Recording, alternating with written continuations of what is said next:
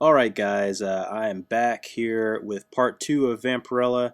If you missed the last video, I will have a link up in the annotations for you to check that out. You'll definitely want to check that out because I'm going to pick it right back up where I left off and talking about diversity in comics, and also just a little bit more of my background when I was growing up, and like I discussed before. Um, Even now, it's something that gets me to see so many people complain for diversity and not wanting to serve a more proactive part about it.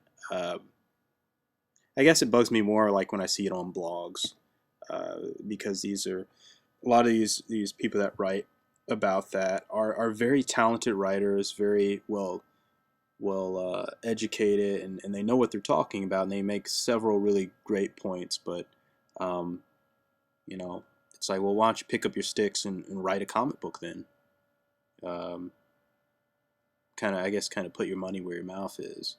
And it goes back to the whole culture of that we live in now. We live in a culture of complaining, complaining, complaining, and sometimes that gets that the line is muddled because they'll someone like me will get called a SJW, a social justice warrior, or a PC police, as they say on South Park. What you get is you get extremes on both ends. You get people that are quick to shout out social justice warrior, SJW, and then you get the people that are um, that are pleading and getting very tensed up about um, how how minorities are handled in sci-fi and in action and comics and whatever the media may be. Um, and I find both equally ridiculous. Um, I'll give you an example. Star Wars. I can't tell you how many um, posts I've seen around different comic book art forums, communities, on Facebook, everywhere, and people. I think one of the brilliant things that J.J. Abrams did with Star Wars is he really created a cast that caused to stir people up on both sides of the fence. Um, I've seen a lot of my people, a lot of black people, get upset with how Finn was handled, which I can only say is it's they're over analyzing things. They're really over analyzing. They are stretching. When I going back to being in the opening night, seeing the prequels, and then having Jar Jar Binks, have the which is I'm convinced George Lucas created this step and fetch it character who he didn't even know what he was doing. I don't think that he did that on purpose, because he did it all over the place. He built these characters around stereotypes, and I think he was. I'm not trying to be an apologist for George Lucas. I think those movies are terrible. But I'm just saying, he did it all across the board. You look at characters like Watu. You look at the I don't remember what they were called. Those green aliens at the beginning with the very Japanese huzzah kind of stereotypical accent. He did it all across the board. I just don't think that he really realized what he was doing. But I realized it right away in the theater. I'm like, that is a stereotype. um, but when I hear people kind of claim that, oh, Finn, he's all he is the he's the black comic relief. I'm like, he's much more than that. He had actually a very interesting story, a very interesting character development that went in with him. Being someone who, in the other complaint, oh, he was just he just ran away from everything. No, man, you have to look at the context of the story and how it was told. He didn't run away from everything. He served an integral part. Matter of fact, the whole uh, driving force of the movie of having Ray go on the path that she went wouldn't have even happened if his character wasn't there. Um, and then you've got, you've got people on that extreme, and then you've got people on the other extreme saying, well, you know, they'll look at a character like Ray and they'll say, well, she's just a Mary Sue, or she's just this, you know, this character that's pandering to female audience. And I'm like, well, why can't you just have why can't she just happen to be a strong female lead? You know, why do you have to make up all these excuses? And I think that comes from fans that are not female, that are I mean, I could be wrong. Maybe there's some women out there that do feel that she was pandering. I just don't see it, though. I don't see it. Um, I think J.J. Abrams came from an honest place with the story he was trying to tell and the characters that he was trying to create. And I think that's what you have to have, that honesty when you're trying to sell an idea. Um, that's why it's important, to me. It's not about the. I mean, it is and it isn't, because I'm convinced that I will uh, keep drawing comics, even if it really does nothing for me financially. If I don't go anywhere with it, I'm fine with that, because I don't do it for that. It would be nice. It would be nice to get a lot of readers, get a lot of people that are into what I'm doing. But I mostly do it for myself, because these are stories. The stories when I was, um, you know, in middle school, watching Dragon Ball Z every day, and the stories that I would, as much as I love those stories, as much as I love seeing Goku go on all his adventures, as much as I love watching the Justice League, or watching Batman, or um, growing up, watching the Lou Ferrigno Incredible Hulk, as much as I love all of that stuff, I want to. I didn't see myself reflected in it, and I think kids growing up now. I mean, you got stuff like, you have directors and you have artists and you have writers that are being more bold in saying, you know what, I'm going to. You have this new generation of creators that are creating things that are reflective of themselves and their backgrounds and their upbringings. I guess it's just a little bit of a shame to see people kind of get divided on that. At the end of the day, it didn't affect its box office, and the reason why is, uh, I think that I think he gave us an honest product. He wasn't. I don't think he was trying to pander to any one crowd. And whenever you do that, you're not going to capture everybody, but that's not necessarily a bad thing. I mean, take this drawing for example. It's Take Vampirella for example. She's not a character that I think is meant for everyone. Again, I haven't.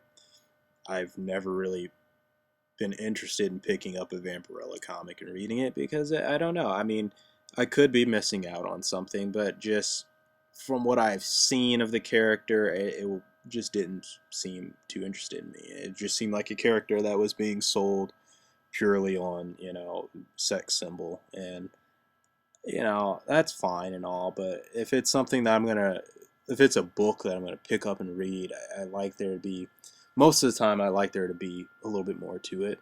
Um, I guess there's a time and place for stories like that, but it's just not something I'm too interested in taking up too much of my time. Now, if it's if it's for somebody else, if someone else really digs it, that's good for them. It's just not for me, and I think that's I would love to see more people kind of have a take it or leave it attitude. I think it's I know I've talked about this before, but um, this internet culture that we live in is a very um, I don't know.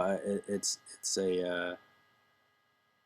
a very just whiny culture. It's a very you don't have to go far other than YouTube comments on if there's a video and someone posts their opinion about something, you know you won't have to scroll down too far to see a ton of complaints about it, and or just sometimes just right on hate about something, and it's we just that's the culture we live in now. um, People take the freedom of speech thing a little too far sometimes, uh, to the point where they feel like, well, I just blurt out whatever. um, but I guess I would rather see people just have a take it or leave it attitude, um, because that's really at the end of the day that's what matters. The things that are diverse that people pass up on, um, you know, it's it's a shame. It's a it's a shame, but at the same time, it's you can't you can't predict people. You can't make them want something that they don't want. Um, all you can do. I always I am not a I don't really think of myself as a salesman. Um, I barely think of myself as a writer, to be honest. Don't tell anybody though. Keep that a secret. Uh, I just look at myself as someone who wants to tell a story. I'm a visual storyteller. That's why I chose comic books. That's why I love comic books. Um, I think because it's the perfect medium for me. I can tell a story with pictures. Um, that that's why I love it. Uh, and who knows? I might change my mind somewhere down the line. I haven't yet, but nothing's ever set in stone. I can always, who knows? Maybe I'll find a different way to tell a story that doesn't involve comic books at all. But I think for now, that's what keeps my, for whatever flaws my books have, and there's a ton of them, um, and for whatever flaws my art has, it's I think just continuing to stay interested in it is something that'll just shape it into, you know, being better, or something I'll shape it into being something authentic for people to enjoy. And I guess that's my take on my perspective on the whole thing. Honestly, it's not much different from any other young creator coming up. But I guess why it's such a item of interest for me is when you are if you are a into nerd slash geek culture, um, which is I can't believe that's even a thing. I mean, it's just things that I loved when I was growing up. But Transformers, Ninja Turtles, uh, X-Men comics, Superman comics, the whole thing, Marvel, DC, Image, Dark Horse, uh, you name it. All those quote unquote nerdy things, video games, all those that's so popular now. It's become a thing that um, it's dominated. All those things creatively are dominated by white males, and it's seen as a white male boy club. And if you are if you're a female of any race, or if you're a male minority, you, especially black, you get questioned. Your knowledge is always under, I don't know, it's always under fire. And me growing up black, that's two things now that I have to prove. Or you kind of feel like you need to prove to people. On one side over here, all my black friends, I gotta prove that I'm black, even though I like Sonic the Hedgehog and Speed Racer and and G-Force and all this other stuff. And then I got my group of nerdy friends that I gotta prove them that I know um, that Spider-Man appeared in Amazing Fantasy 15. You know, I've got now these two groups of people, and it's like, wow, can't I just be me? And that's kind of you know the feeling that you have growing up. It's like, can't I just like what I like, know what I know, and that be that? And it's one of those things, like I've never professed to know everything about comics. As many comics as I've read, and I've read a lot. There's a lot of comics I have not read. So there's just too many comics out there, and a lot of that comes from me being into creating since a young age. I think that um, I go through my ebbs and flows with comic book reading.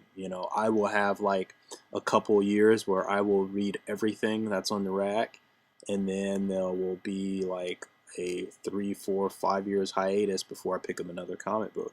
And usually within that time, I'm pursuing some kind of creative venture.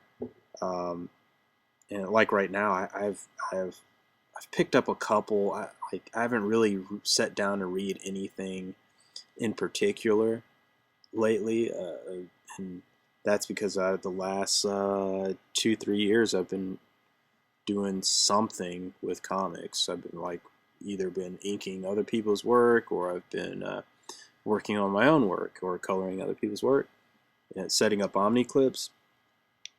Trust me, when you do that work on a normal basis, the last thing you want to do at the end of the day is read a comic book. Just reminds you of more work you've got to do. Uh, but with that being said, it's just a hassle if you accept that burden to feel like you've got to please other people's narrow view of you. Um, and there was a time when I was, before I could like really analyze these things, before I could vocalize these things, um, it always bugged me, and I didn't know how to phrase it. I didn't know how to express that, and and it took me a while to kind of come to terms with that myself, because there was just something in me that wasn't gonna allow myself to give it up or change, um, or to sacrifice myself too much for the so I could fit in with anybody else. And actually, like now, I mean, I'm at the point now where I'm very much okay with not fitting in anywhere. Because it's easier. I find it's easier to stay focused on your craft when you're not, um, concerned about what other people think. When you're not concerned about, and not to say that I wouldn't take advice. And that's not to say that, like I want to hear what you guys think about my artwork. I want to hear what you guys think um, about my stuff that I do with my comics. I want to hear all of that.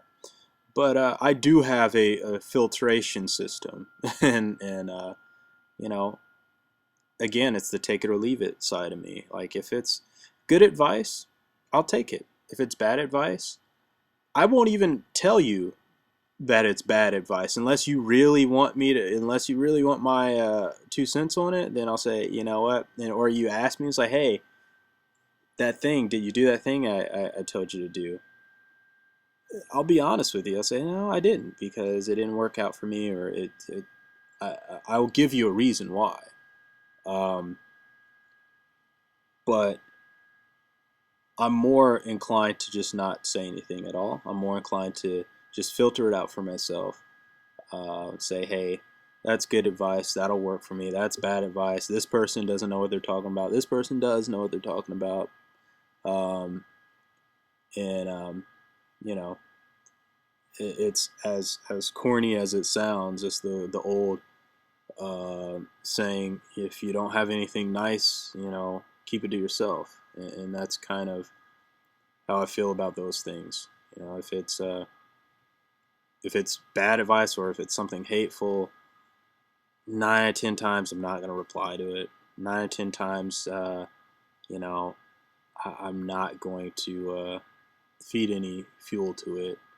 I think there would be a lot less internet trolls out there if people had that take it or leave it attitude with things. But I feel like people probably become so consumed with those things, and that's because they're not focusing on their craft. If you are too busy checking comments, if you're too busy um, worrying about what someone has to say about you, that's time that you could have been doing something else. You could have been working on what you do, whether you're a writer, artist, filmmaker. Um, it's I like feedback, but I'm not going to, if I never get any feedback from these videos, I'm going to keep doing them for as long as I feel okay with doing them. It won't have anything to do with that. I do a lot of things that I think are amusing that don't necessarily get any attention, but I'm not necessarily looking for all the attention in the world. you know, if I just get one or two people that appreciate what I do, that's enough for me. Um, and I do hope that you guys appreciate what I do. Look, I'm not gonna come off and be super hipster douchebag and say that I'm. It just doesn't matter what anyone else thinks. But I mean, it does.